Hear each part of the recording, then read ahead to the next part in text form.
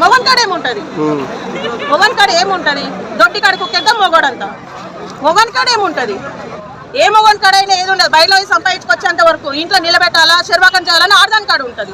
మొగన్ కాడ ఉండదు. అది మొగంది తప్పు తప్పు తప్పు అంటే వాడు సంపాదించుకోలేకపోతే మన తప్పు, పిల్లలు పోషించకపోతే మన తప్పు, సంసారాన్ని నిలబెట్టకపోతే మన తప్పు. ఏ విషయంలో మొగంది తప్పు? ఇప్పుడు ఇంకో నీడ్స్ ఇంకోనంటే ఒత్తిటే పో అమ్మా నువ్వు నువ్వు వచ్చే వరకు అన్నం కూర వండి పెట్టి ఇంట్లో పెడతా, వేడి నీళ్ళు పెడతా, వచ్చి స్నానం చేయాలని చెప్పమంటున్నావా? చెప్పు, ఏది ఫ్రీడమ్? ఏ నుంచి ఉంది? ఇప్పుడు ఆడవాళ్ళు ప్రతి ఒక్కళ్ళు ధైర్యంగా ఉండాలి. ప్రతి ఒక్కళ్ళు ఇట్లా దేనికి ధైర్యము? మొగలను చంపి డ్రమ్ములు పెట్టాను నా ధైర్యము దానికి కాదు.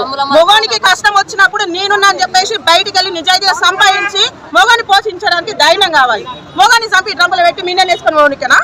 అదే ధైర్యము. ఆఫీసుల దగ్గర కానీ బయట కానీ ఇబ్బంది పెట్టే మొగలు ఎవరు లేరా? మనం ఉండేదాన్ని బట్టి ఉంటుంది. మనం ఉండేదాన్ని బట్టి ఉంటుంది. ఎంతమంది డ్యూటీలు చేయట్లేదు, ఎంతమంది ఆడవాళ్ళు ఇలా బయటకు వచ్చి ఎంతమంది ఇక్కడ పాత్రని అనుకోవట్లేదా? వాళ్ళ ఫ్రీడమ్ లేదా?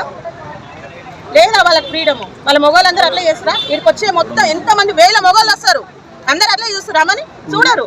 మనం ఉండేదాన్ని బట్టి మొగోళ్ళు నడుచుకుంటారు. మొగోళ్ళు తప్పు లేదని నేను 100% చెప్పను. ఒక్కడో ఇద్దరో ఉండరు. కానీ మన ఆడవాళ్ళు నువ్వు కూడా పార్కులో పోయి చూడు, ఎంతమంది ఉన్నారు, ఎంతమంది ఆడవాళ్ళు ఉన్నారు. ఏది అదా ఫ్రీడమ్? పెళ్లి రాకముందుకు చెట్లలో దుంపలలో ముద్దులు పెట్టుకొని నేను సంసారాన్ని నేను ఫ్రెష్ యాపిల్ అని చెప్పేసి ఇంకొని పెళ్లి చేసుకుంటాం. వాడు బోర్ కొట్టంగానే మళ్ళీ ఇంకొని అంటే పోతాం. అదా ఫ్రీడము? అదే ధైర్యము? దేనికే ధైర్యము? సావనికి. నేనయ్యాక మన తల్లిదండ్రులు చంపించుడు దానికి కావాలి ధైర్యం? దేనికి కావాలి చెప్పండి? ఏం అవసరానికి ధైర్యం కావాలి? మనకి ఇష్టం లేకుండా వాడు అయినా బలవంతంగా వచ్చింది చూడు, అప్పుడు కావాలి ధైర్యం. అప్పుడు ఎదురించడానికి కావాలి. మన కష్టం వచ్చినప్పుడు మన నిలబడికి రావాలి. అమ్మ నేను సపోర్ట్ చేయడానికి ధైర్యం కావాలి. పనికిరాని దానికి